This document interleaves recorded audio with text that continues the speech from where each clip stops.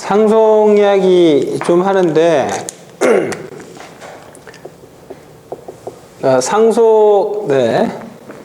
자, 상속이라는 표현이 있죠. 근데 이제 상속이라는 거는 뭐라고 생각을 하시면 좋겠냐면은 두 가지 관점에서 생각하시면 굉장히 좋을 것 같아요. 첫 번째가 뭐냐면은 그러니까 코드를 재사용하는 방법 중에 하나예요. 이거는. 그러니까 코드가 있는데 그걸 내가 새로 만들 게 아니라 남이 만들어 놓은 걸 가져다 쓰는. 그러니까 가져다 쓴다라는 표현이 좀 낫지 않을까 싶은데 그럴 때 할 만한 거고, 근데 조금 부가적으로 한마디를 더 하자면은 그러니까 가져다 쓴다라고 제가 했잖아요. 그 과정에서 자연스럽게 뭐가 이루어지냐면은 이제 규모가 확장돼요. 이렇게. 그리고 이 상속이라고 하는 것은 어떤 관계의 한 가지 유형에 속해요. 그러니까 관계라는 게 객체, 소위 클래스 간의 관계인데, 우리가 이제 그 객체지향 프로그래밍을 논하게 되면 흔히 설계를 논하게 되는데, 이 설계란 무엇이냐라고 우리가 한번 생각해 보자면, 그러니까 객체 혹은 뭐 요소라고 할까요? 그것을 규정하고요. 거기 플러스 그들 간의 관계를 정의하시면, 그걸 정의하잖아요. 그게 설계야. 예, 그러니까 되게 간단해요. 예를 들면은 자동차가 이렇게 있어요. 자동차가 이렇게 있는데, 차가 있는데 이 차를 이루고 있는, 예를 들면은 제가 방금 여기서 요소라고 했잖아요. 그러니까 이걸 생산을 하는 것이 목표예요. 그러니까 목표는 이걸 생산하자 이거야. 그러면은 이런 걸 이제 만들어야 될 거 아니에요. 근데 이제 통으로 한 개로 만들 거냐 이거지. 한 개짜리로. 아니면은 이렇게 할까? 아니면 또 뭘로 할 거냐? 5개로 만들어서 생산을 한 다음에 플러스 뭐 하냐? 조립하자 이거지. 그럼 얻는 장점이 뭘까? 3개는 내가 현재 기술력이 돼. 그러니까 만들어. 나머지 2개는 기술력이 없으니 어디 가서 차용해와. 그렇게 해서 껴집어 넣어가지고 코드를 완성할 수도 있겠죠. 이제 이런 거를 무슨 뭐 객체 기반, 모듈 기반, 무슨 뭐 기반, 뭐 컴포넌트 기반 뭐 이렇게 이야기하기도 하는데, 어쨌거나 C++ 같은 객체 지향 언어에서는 이게 이제 코드 수준에서 클래스라는 덩어리가 있죠. 그걸 가지고 이제, 그럼 중요한 건 5개가 있잖아요. 그러면 그 5개가 어떻게 엮어지느냐, 관계가 어떻게 되느냐를 규정하는 것이 뭐다? 그러니까 5개라고 이제 정의했죠. 그게 어떻게 관계하고 있다라고 규정하는 것을 우리는 소위 설계라고 부를 만해요. 그래서 이제 이 설계 얘기가 나오면 맨날 언급되는 게 뭐냐면 UML이에요. 그러니까 Unified Modeling Language를 이용해 가지고 객체가 뭐가 있고 걔들 간에 어떤 관계가 있다라고 규정을 하게 돼 있어요. 근데 그 관계를 규정하는데 보면은 관계선이라는 게 항상 이래. 그냥 선이 하나 그어지는 경우가 있는데 이거하고 똑같은 말이 뭐냐면 이렇게 되는 거예요. 그러니까 이렇게 써야 될 거를 그냥 선으로 표현해요. 그럼 이게 있고 그 다음에 이런 식으로 화살표가 있고요. 그 다음 또 뭐가 있냐면 이렇게 다이아몬드 표기가 있고, 이 다이아몬드인데 이렇게 까맣게 칠해진 놈이 있고 이래. 이렇게. 그 다음에 또 하나 뭐가 있냐면 화살표로 이렇게 되는 경우가 있어요. 이렇게. 그러면은 여기서 이제 이렇게 표현되는 이게 상속이에요. 그러니까 누가 누굴 상속했다 이렇게 되는 개념이고, 그럼 얘네 둘이는 뭐냐면 서로 관련이 있다. 얘는 한쪽에서만 단방향으로 관련이 있어요. 그러니까 예를 들면은 내가 김연아를 알거든요. 나는 김연아라는 사람을 알고 있어요. 근데 김연아는 나를 알아요, 몰라요? 모르겠죠? 그러면 선을 이렇게 긋는 거예요, 이제. 예? 나도 알고 김연아도 나를 알아. 그러면 이렇게 양쪽으로 선을 그으시면 돼요. 그러니까 쉽게 표현하자면 그래요. 근데 이런 것들은, 이 둘은 특별히 얘네들은 뭘로 나누는 거냐면 뭐 접근으로 나눠요. 접근 형식으로 이렇게 나누는 거고, 얘네들은 뭘로 나누는 거냐면은 집합 관계예요. 집합. 그러니까 얼굴 안에 눈, 코, 입이 모여 있죠. 그런데 그 눈, 코, 입이 모여 얼굴을 이루고 있잖아요. 바퀴, 핸들 모여서 차를 이루고 있죠. 그러면은 이 관계가 컴포지트하다 그래요. 그런 걸. 근데 그러니까 예를 들면은 얼굴이라는 게 없다라는 얘기는 그러니까 예를 들면 자동차를 폐차시킨다는 얘기면은 창문이고 핸들이고 엔진이고 다 없어지는 거죠. 그러니까 차라는 인스턴스하고 그 구성 요소가 라이프 타임이 일치하는 경우예요. 그것을 구성 요소로 껴들어가면은 컴포지트야. 근데 그게 아니고 얘는 얘, 쟤는 쟤 따로 노는 관계가 있어요. 무슨 얘기냐면 차는 차고 차들이 뭐 주차장이라는 게 있어요. 그럼 주차장은 주차장이고 차는 차죠. 그러니까 내가 집에 주차장이 있어야 차를 사서 주차를 시키죠. 거기다가 운전도 하고 주차를 거기다 해놓을 텐데, 차를 폐기시켰다고 주차장을 새로 짓진 않아요. 그러면 주차장과 차의 관계는 공동으로 합쳐져는 있으나 어그리게이션이죠. 가령 예를 들어서 지금 이 모임 같은 경우도 각자 따로 모여진 이합집산이고, 우리가 강사와 수강자와 이 강의장이 모여서 본 모임이 성립했는데 잠시 후 이 모임이 끝났다고 쳐요. 그럼 집합관계는 해체되지만 강사와 수강자와 강의장은 각자 독립적으로 따로 존재하겠죠. 뭐 강의장이 폐기될 수도 있긴 하겠지만 그렇게 따로 놀잖아요. 그럼 어그리게이션이에요.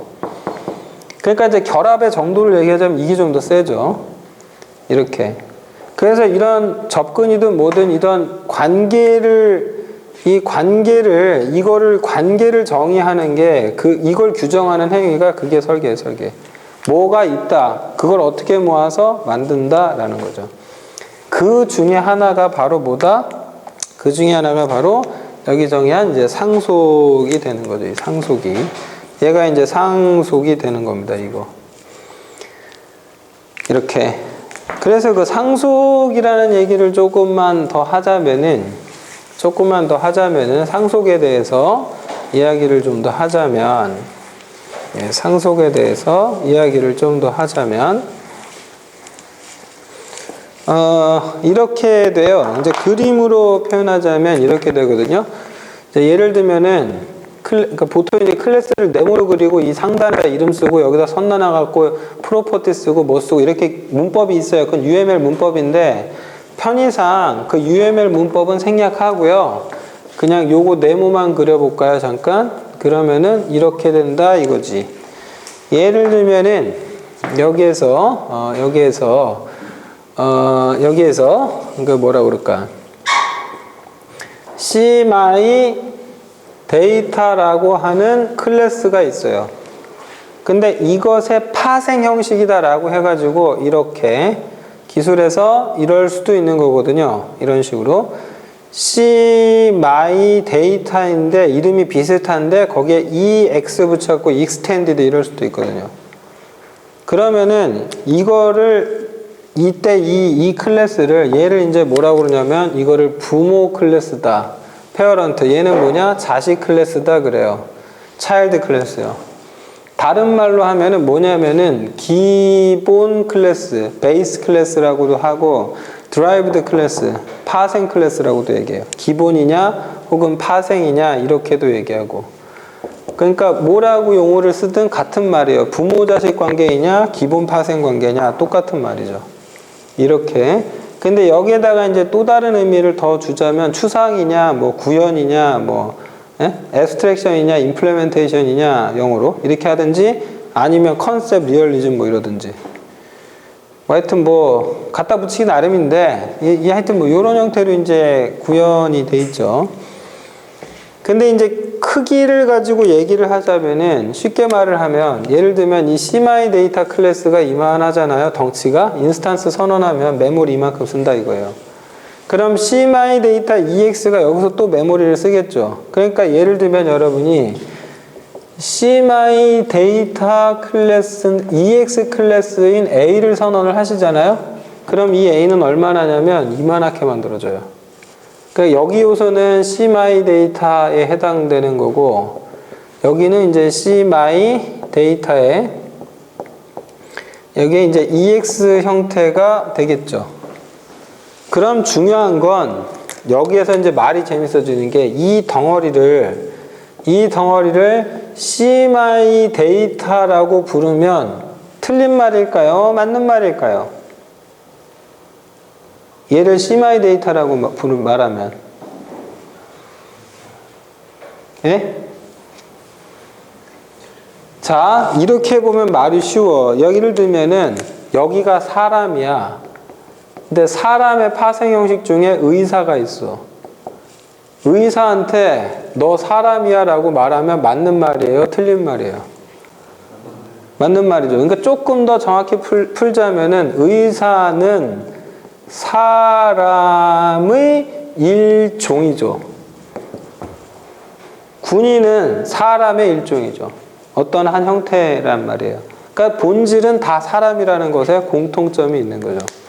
이렇게 돼요. 이렇게. 그러니까 프로그램 코드를 재사용할 때 이제 상속이 등장하면 일단 지금 설명해드린 이 내용은 대전제로 깔고 가는 거예요. 일단 문법상 뭐가 어쩌고 저쩌고 이제 곧 등장할 텐데 그거 저거는 생략을 하고, 상속 얘기에서 이제 그거 저거는 생략을 하고요. 그래서 요 말, 그러니까 보통 이제 뭐 관계를 내놓을 때 이거는 뭐 kind of의 관계 뭐 어쩌고 뭐 이렇게 돼요. 예. 그러니까 뭐 의사라는 표현이 사람보다 더 많은 정보를 가지고 있죠. 네, 그러니까 이런 식으로 관계가 성립한다. 이 정도만 일단 좀 알고 계시면 좋지 않을까 싶습니다. 그래서 의사는 사람의 일종이다. 이렇게 생각하시기 바랍니다. 그래서 용어 정리는 일단 이렇게 가지고요. 재밌는 건 뭐냐면 저는 여기 한 가지를 더 얹고 싶은데, 그게 뭐냐면은 바로 이 관점에서 보면은 얘는 뭐예요? 그러니까 EX 관점에서 봐서 여기가 현재가 돼버리면은 여긴 뭐가 돼요? 과거가 돼요. 이 포인트를 놓치시면은 이제 배가 산으로 가는 거예요, 이제. 이걸 아는 게 되게 중요해요. 분명히 부모가 있고 자식이 나오는 거잖아요. 자식이 나오고 부모가 만들어지는 게 아니지 않습니까? 맞죠? 그래서 분명히 존재를 갖고 논하면 얘는 과거에 만들어진 거고 얘는 지금 만들어지고 있거나, 아니면 얘가 과거가 되면 또 다른 이 뒤에 미래가 나오겠죠, 이제. 그러니까 시간이니까 상대적으로 표현을 하게 되잖아요. 그러니까 자신이 처한 시점이 어디냐. 그러니까 이게 등장하는 거예요. 시점이 등장해요, 갑자기. 이런 식으로 생각해야 되는. 그러니까 코드의 어떤 흐름이라는 게 있잖아요. 뭐 다른 말로 표현하자면 아마 문맥이 될 것 같은데, 이 문맥이 전환되는 경우가 절차지향 언어에서 뭐밖에 없냐면 함수가 메인문이 실행되다가 다른 함수를 호출해서 다른 함수의 흐름으로 넘어갔다가 다시 되돌아와서 이 흐름을 이어간다. 그래서 함수가 함수를 불렀을 때 문맥이 전환된다고 돼요. 스레드가 있는데 이 스레드에서 저 스레드로 뭐가 넘어갔다. 그것도 문맥 전환이라고 불러. 근데 컨텍스트 스위칭이라고 하는데 여기에서 보면 이 내부의 흐름이라는 게 각자 따로 있을 수도 있어요. 얘 따로 쟤 따로가 되기도 해요.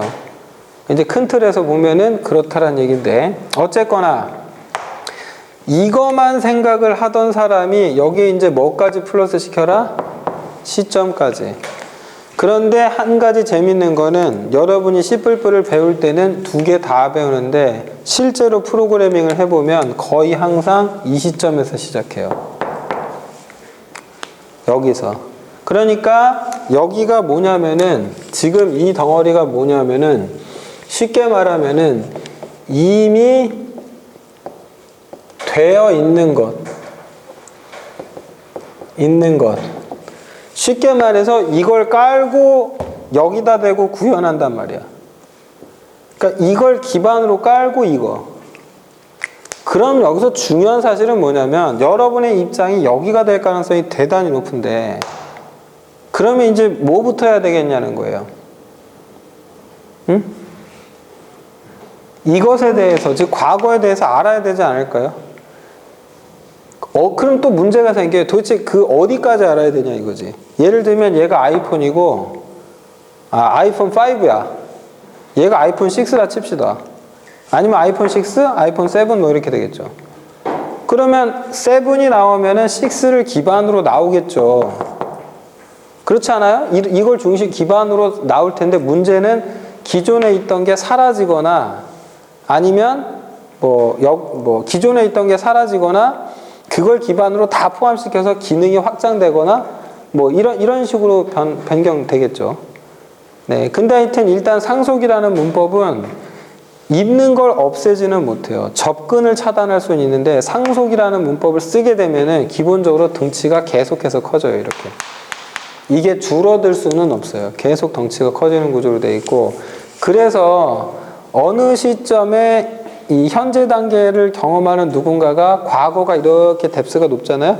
그러면 거기에서 봤을 때 자기가 손대서 될 게 있고 안 될 게 있거든요. 그러니까 이제 소위 버그라고 하는 것이 이 지점에서 탄생해버리면 멘붕은 얘가 되는 거죠. 그러니까 예를 들면은 이 코드를 만든 거는 철수인데, 이거는 이제 길동이고요. 근데 중요한 건 뭐냐면은 이 모든 코드를 갖다 쓰는 건 또 영의가 될 수도 있죠. 즉 사용자요. 그러니까 유저가 되겠죠. 사용자. 그럼 이 친구 관점에서 에러가 났대. 이게 더 골치 아파져 이제. 그래서 결과적으로 보면은 객체지향 프로그래밍 할 때 제일 중요한 것 중에 하나가 이 설계 규정이에요. 이게. 그러니까 C 같은 언어들은 자기가 생각하면서 프로그래밍을 해도 좀 뭔가 이상하다 싶으면 수정하기가 되게 좋고, 이러다 말고 점수 안 불러버리고 없애버리면 끝나거든요. 그죠? 그러니까 되게 쉬워. 그러니까 얼마나 쉽냐면은 뭐 이렇게 내 마음 손바닥 뒤집듯이 쉬워. 밥을 이거 먹으려다 저거 먹으려고 그러지 뭐 그냥 끝나면 돼. 예를 들면 우리가 점심에 먹는데 일단 중식 먹을까 한식 먹을까 고민하고 뭐부터 해서 결정했다 치자. 근데 마음을 확 바꿔서 그냥 라면 먹자 할 수 있어. 그런데 여러 사람이 움직여갖고 중식집 어디다 예약 다 해놨어. 그랬는데 와갖고 이제 와서 갑자기 라면 먹자로 바꾸려고 그러면 고민되죠. 거기 예약 취소해야죠. 그러니까 관계가 생기다 보면은 이 하나로 끝나지 않고 그 주변 게 다 하나로 엮이게 돼 있어요. 그래서 C++ 같이 이런 C++ 같이 OOP 언어들 있죠. 객체지향 프로그래밍 언어들의 제일 중요한 것이 맨날 뭐라고 그러냐면, 그래서 이제 죽어라고 설계를 이야기하는 거예요. 이게 한번 잘못해버리면은 그 피해를 누가 입냐면 자기 대에서는 멀쩡하다가 자기 후손이 이제 치명상을 입기도 해. 근데 이제 슬픈 건 그거죠. 회사에 갔는데 내가 취업을 했는데 이 포인트인 거야. 그런데 여기까지 만든 애가 3년 동안 이거 만든 다음에 퇴사해버렸어. 3년 동안 이거 만들어 놓고 얘가. 그러면 회사에 이거 레퍼런스 달랬더니 없어. 소스가 있긴 있는데 내가 봐도 뭔 소리인지 하나도 모르겠고. 관계가 이거 하나만 따져도 그럴 판인데 얘하고 옆에 제3의 것들의 관계가 또 나와요. 이제. 그러니까 코드가 거의 3차원, 4차원적인 형태로 바뀌어요.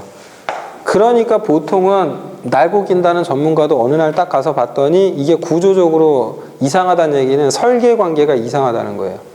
예를 들면 이런 거죠. 누가 손님이 와가지고 자동차 정비소 같은 데서 예를 들면 뭐가 망가졌대. 예를 들면 타이어가 터졌대. 그래서 가서 봤어. 그래서 타이어 터지는지 봤더니 보니까 타이어에 연결된 게 이제 붙은 게 휠이죠. 자동차 휠 같은 게 붙어 있을 텐데 희한한 구조로 되어 있어. 휠과 타이어가 올인원 구조로. 그러면 타이어가 터졌으니까 휠도 갈아야죠. 그 휠을 갈려고 뜯었더니 구조가 모놀리틱해. 그 차축하고 연결돼 있어. 그럼 차축도 뜯어야겠죠. 차축을 뜯으려고 봤더니 엔진하고 딱 붙어 있어. 엔진 분해해야 되겠죠. 그 엔진을 분해하려고 봤더니 뭐랑 붙어 있어. 이런 식으로 막 나오면 끝나는 거거든요. 이건 답도 안 나와요. 그러면 멘붕이야. 나중에 보니까 차 타이어가 터져서 그거 하나 고치려고 봤는데 손님 웬만하면 폐차하시는 게 좋겠는데 이래버리면 뭐라고요? 이렇게 되겠죠. 내 엔진 멀쩡한데 뭘 폐차를 시켜요. 그러니까 모듈화 프로그래밍이라는 걸 해야 되는 이유가 거기 있어요. 그러니까 어느 단에서 끊어내야 되는데 그건 이제 프로그램 경험이 많으신 분들이 잘 하시겠죠. 이건 여기까지, 저건 여기까지 선을 그어주시고. 그래서 상속을 논하기 전에 물론 이제 상속이라는 문법을 배우는 분들한테 이 얘기를 먼저 꺼내는 게 잘하는 짓인지는 솔직히 좀 갑론을박할 수 있는 논란의 여지가 있는데 제 견해는 그래요. 그냥 이런 걸 좀 알고 문법이야 이제 처음 시작하면 되는데 개념적으로 이런 거 좀 알고 가자. 아시겠죠? 그래서 이런 점들을 염두에 두시고 이걸 염두에 두시고 이제 객체지향을 논하시기 바랍니다. 아시겠죠? 아시겠죠? 네. 일단 뭐 여기 혹시 뭐 질문 있으시거나 만약에 문제가 있으면 어떤 네. 식으로 해결을 저렇게 문제가 있다. 여기서 이제 구조적 결함이 확인됐다. 예, 주로 새로 짜죠. 주로 새로 짜요. 예, 정말로. 그러니까 아니면 쓰레기 코드하고 무슨 코드가 공존하고 있거나. 예. 정말로 그래요. 그러니까 만약에 진짜 봤더니 멘붕이야. 도대체 이해도 안 가고 뭔 소린지 하나도 모르겠고 뭐. 그러니까 제가 그림 한번 다르게 그려보면은 자 예를 들면요. 프로그램 짜다 보면 우리가 이제 예제 하나를 논하고 있으니까 클래스 하나만 나오잖아요. 근데 그게 아닐 수도 있잖아요. 그럼 클래스가 막 여러 종류가 나올 수 있어. 예를 들면은 여기에 클래스가 하나 있는데 이게 얘랑 관련이 돼 있는 거예요. A하고 B가 서로 관련이 있어요. 그런데 알고 보니까 여기서 이제 중요한 게 관계인데 선 하나 아까 덜 그렸다. 이 선 말고 이럴 수도 있어요. 이렇게. 선이 이렇게 거지는데 특별히 이게 점선으로 거지잖아요. 그럼 이걸 무슨 관계라고 그러냐면 의존 관계라고 불러요. 의존 관계인데 이 경우가 되면은 이렇게 돼버리면 C에서 변화가 나오면 B는 무조건 바꿔야 돼요. 그런데 그 정도가 얘는 좀 덜한 경우지. 예? 그러니까 이 경우는 A가 바뀔 수도 있고 안 바뀔 수도 있어요. 그러면 이렇게 돼버리면 이거 고쳤더니 이거 고쳐라 이거 고쳐라까지 갈 수도 있어요. 재수가 없으면. 그랬는데 중요한 건 뭐냐면 이 A라는 건 다시 봤더니 여기 D라는 놈하고 관련이 있는데 이번에는 D가 여기에 대해서 의존성이 있어요. 이렇게 조금 뭔가 있어. 그런데 여기에서 이제 지랄 맞아지는 건 뭐냐면 이 자식이 얘한테 대고 만약에 이렇게 의존성이 존재한다고 해보자고요. 그러면 얘는 얘한테 의존적이고 얘는 얘한테 의존적이고 이렇게 아니면 뭐 이렇게 돼버릴까? 여기다가 선이 최고 지랄 맞아지는 게 이런 거지. 알고 봤더니 뭐 상속이래 이래버리고. 그럼 상속이 나오면 무조건 부모한테 의존적이거든요. 그쵸? 그러면 이게 관계가 어떻게 돼버리냐면은 이렇게 순환해버려. 그럼 의존관계 순환이 나면 100%야. 이게 어떻게 되냐면은 여기가 버그가 있어서 고쳤어. 그랬더니 여기를 고쳐야 된대. 그랬더니 어쩔 수 없이 얘를 여기를 고쳤다? 그랬더니 다시 여기를 바꿔야 된대. 그럼 얘도 고쳤어. 알고 보니까 얘도 바꿔야 된대. 그래? 근데 이걸 바꿔버렸으니 얘는 당연히 고쳐질 거고. 언제 끝나 이거? 그러니까 이것의 결론은 뭐냐면은 무한 야근이죠. 집에 못 가. 이건 집에 못 가. 이제 이러면. 그러니까 이게 이런 식의 코드를 일종의 이제 땜질이라고 얘기를 한다면 땜질을 위한 땜질이 이어지다가 결국은 나중에 이제 코드가 너덜너덜해져요, 진짜. 답도 안 나와요, 저러면. 그러면 이제 어떻게 해야 될까? 예? 여기에서 이제 제일 흔하게 하는 선택이 다시 개발하자라는 선택이에요. 근데 이렇게 하잖아요? 개발자한테는 좋은데 회사가 망해요. 대표적으로 어떤 회사가 과거에 그랬냐면 넷스케이프가 그랬어요. 넷스케이프라는 회사를 아세요? 네, 그걸 알면 40대예요.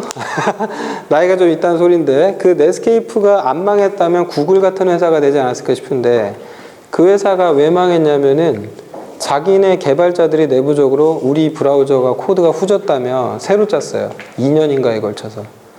그래서 완벽하다, 이제 멋있다 했는데 문제는 뭐예요? 현재 기준으로 완벽하다는 게 완성되는데 2년이 걸렸으니 2년 후 기준으로 보면 어때요? 구형이죠. 그래서 보통 이런 짓 하면 망해요. 그러니까 소프트웨어를 개발하는 사람들은 항상 무슨 생각해야 되냐면 재건축보다는 리모델링 쪽을 잘 생각해야 돼요. 그러니까 무슨 수를 내든 리모델링을 해야 돼요. 그걸 드러낼 생각을 하시면 답도 안 나오고, 그래서 일단 이런 관계 파악을 주거라 한 다음에 프로그램 내에 어떤 요소들이 있는데 관계 있는 덩어리들이 이만큼 있잖아요. 그러면 나머지 것들에게 최대한 영향을 안 주게. 예를 들면 여기 건물이 있는데 저쪽에 화장실을 리모델링 하려고 그래. 그럼 어떻게 해야 돼요? 거기만 딱 포장을 치든 뭔 수를 내든 거기만 하면 되잖아. 그 화장실이 후졌기 때문에 일단은 뭐 알고 보니 화장실이 어디랑 연결돼서 뭐가 안 되고 뭐 그런 말은 할 수 있지만 어쨌든 거기만 일단 땜질을 해야 하는 게 맞아요. 그렇게 해서 유지보수를 시켜야 되고, 그런 것들, 그러니까 불합리하고 잘못된 구조를 개선시켜서 이런 걸 개선시켜 가지고 결과적으로 동일한 기능을 갖게 하도록, 그러니까 원래 건데 똑같은데 다시 개발하지 말고 구조만 새로 개선하자. 그런 걸 뭐라 그래요? 리팩토링이라고 부르죠, 이제.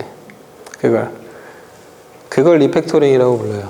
그러니까 설계적으로 좀 잘못되어 있는 놈을 고치자는 거죠. 기능적으로 개선하자가 아니라. 이제 그런 리팩토링이 수시로 나야 돼요. 그러니까 이러다 보니까 C++ 같은 언어에서는 맨날 중요한 게 이제 이렇게 되는 거죠. 이른바 설계 원칙이라고 하는 게 있어요. 설계 원칙. 근데 이 설계 원칙 그러면 약자로는 딱 뭐가 되냐면 솔리드라고 하면 딱 돼요. 그래서 이제 5가지의 무슨 규정이 있어요. 뭐는 하지 마라, 뭔 해라, 거꾸로 뭐 이런 게 있는데, 솔리드 원칙이라고 찾아보시면 쉽게 뭐 개방 폐쇄 원칙이랑 뭐랑 뭐 몇 개 있어요. 순환관, 의존관계 역전이랑 뭐 상속 역전인가 뭐 하여튼 있고, 그런 게 절대 나오면 안 된다는 거죠. 근데 이제 문제는 그게 나왔다고 치면 어떡할 거냐? 안타깝지만 하나씩 찾아서 드러내는 수밖에 없어요. 한 방에 다 다시 짜려고 했다가는 거의 대부분 회사가 망해요. 그러다가 기다릴 시간이 없잖아요. 기다려주질 못하니까. 그러니까 현재 흐름은 흐름대로 가고 그건 그것대로 빼고. 그러면 이제 이런 것들을 그러니까 처음부터 이 원칙이라는 걸 어느 정도 준수해서 짰다면 그 과정이 훨씬 덜 고통스럽겠죠. 근데 막말로 개판이면, 그럼 이제 뭐 죽어나는 거죠, 이제. 그러니까 누군가는 이제 그 모든 과거의 코드를 다 이해하고 찾아내야 돼요. 그러면 이제 그때 제일 중요한 게 뭐냐면은 일단 저거부터 파악했어요. 그러니까 관계 중에서 얘가 제일 중요한 관계예요. 어떤 관계를 빨리 파악해야 되냐면은 의존 관계. 의존 관계라고 하는 놈을 일단 잽싸게 빨리 파악해갖고 A라는 거 하나 드러낼 거면 A에 대해서 의존성이 존재하는 놈 중에 어쩌고저쩌고 다 찾아갖고 분석을 들어가야 돼. 예? 의존 관계를 빨리 파악해야 돼요. 그러면 이제 의존의 어떤 대표적인 사례는 뭐가 있을까? 아까 보신 상속도 의존 관계죠. 자식은 부모한테 의존하게 되죠. 그죠? 대표적으로 그렇죠. 그럼 뭐 예를 들면은 어떤 객체가 기능에 의존하는 경우가 많아요. 예를 들면은 사람이라는 객체는 출근이라는 행위에 특정해서 지하철에 대해 의존성이 있죠. 지하철이 없어진다고 내가 죽지는 않겠지만 출근은 못할 거 아니에요. 그러니까 그 의존의 정도가 있어요. 그러니까 어느 정도가 최고냐면은 상속 같은 경우 뭐가 문제냐면 이건 존립이 의존적이야. 이래버리니까 상속관계라는 게 이제 아주 강력한 의존관계에 해당되죠. 뭐 포함관계, 컴포지트한 포함관계도 마찬가지고, 집합관계죠. 포함 형태의 집합관계. 그래서 이 설계 원칙을 이른바 잘 준수해라인데, 뭐 긴 말 않고 요약을 하나 하자면은 소프트웨어를 설계하실 때 항상 이게 구별하셔야 될 건 뭐냐면 보통 이제 3가지로는 잘라놔야 돼요. 3가지 덩어리로 잘라요, 보통. 근데 그 3가지 중에서 뭐 나머지 한 가지는 모르겠고 이 둘은 명백해요. 일단 유저 인터페이스하고 어떤 프로그램 자체 있죠. 그 둘은 무조건 구별해야 돼. 아시겠어요? 이건 무조건 구별해야 돼요, 무조건. 그러니까 예를 들면은 제일 흔하게 보면은 뭘 구별하라고 되어 있냐면 데이터. 그러니까 쉽게 예를 들자면은 여기는 그래프로 정보가 이렇게 나가요, 이렇게. 그런데 사실 데이터라는 건 뭐 3, 4, 뭐 어쩌고저쩌고 이런 걸 거 아니에요. 그러니까 5월에 무슨 뭐뭐뭐 평균 뭐 있단 거? 그러면 그건 이제 표 같은 형태로 볼 수 있는 그런 데이터 있죠. 로우 데이터. 그거를 다루는, 그러니까 데이터 처리하는 로직이 있죠. 그놈하고 얘는 무조건 떼내야 돼. 그러니까 유저 인터페이스는 무조건 얘한테 의존성이 있어요. 이걸 보고 여기다 찍어야 되니까. 예? 근데 이게 이제 가치 의존성을 이렇게 줘버리면 화면 바꿨더니 데이터 수정해야 돼. 그럼 데이터 수정했더니 UI 또 고쳐야 돼. 이건 미친 짓이야, 이렇게 되면. 그래서 이건 무조건 100%고, 그 다음에 소프트웨어라는 게 존립을 하려면, 그러니까 소프트웨어 자체로서의 기능하기 위해서 뭐 프로세스라든지 어떤 시스템 인터페이스 처리 문제라든지 등등등 있죠. 그걸 떼는 게 일단 기본 원칙이에요. 그래서 보통 세 가지 덩어리로 나눠요, 보통은. 그러니까 예를 들면 웹 같은 데서 이러잖아요. MVC 아키텍처라고 하는데 모델 뷰 컨트롤이죠. 그럼 여기서 뷰가 뭐에 해당되냐면 UI에 해당돼요. 그러니까 모델이라고 하는 것이 프로그래밍 모델에 해당되는데, 그럼 얘가 됐든 뭐 되겠죠. 근데 이제 제어 체계라는 거는 뭐 이거에 좀 가깝지 않나 싶고요. 그래서 이렇게 3분리를 하는 게 원칙이고, 대다수의 프로그램이 이 원칙을 다 따르고 있어요. 모든 놈들이 다 그걸 분리를 해서. 그럼 이렇게 안 돼 있는 놈 찾으면 이제 뭐 해야 돼요? 이렇게 고치셔야지. 예, 이렇게 고쳐야죠. 그러니까 지금 제가 키가 좀 짧은데 제가 근본적으로 죽도록 노력해서 키가 180이 될 수는 없어요. 그건 포기하고 가는 거예요, 그거는. 예? 그건 어쩔 수 없는 거고, 그걸 원하면 재건축을 해야 돼, 이제. 그걸 원하면. 그 이제 대신 비용 산정을 해봐야 돼. 그렇게 해서 비용 얼마 드냐, 시간 얼마 걸리냐, 뭐 다 따져봐야 되는 거죠, 이거는. 아시겠죠? 네. 그래서 설계 원칙을 논하자면 이렇다. 그러니까 딴 거 다 잊어버려도 좋으니까 일단 무조건 이거 나눠요, 이 두 가지. 이 필수예요, 필수. 근데 C 언어에서는 이게 함수 수준에서 나눠요. 근데 C++ 같으면 객체 수준에서 나뉘겠죠. 뭐 이렇게. 아니면 이제 모듈화 프로그래밍이다 그러면 소위 모듈이라고 부르는, 쉽게 말하면 유저 인터페이스는 EXE, 그 다음 뭐 어떤 기능적인 DLL 형태로 이제 구현하고, EXE가 얘를 로딩하는 방식으로 구현하는 거죠, 이제.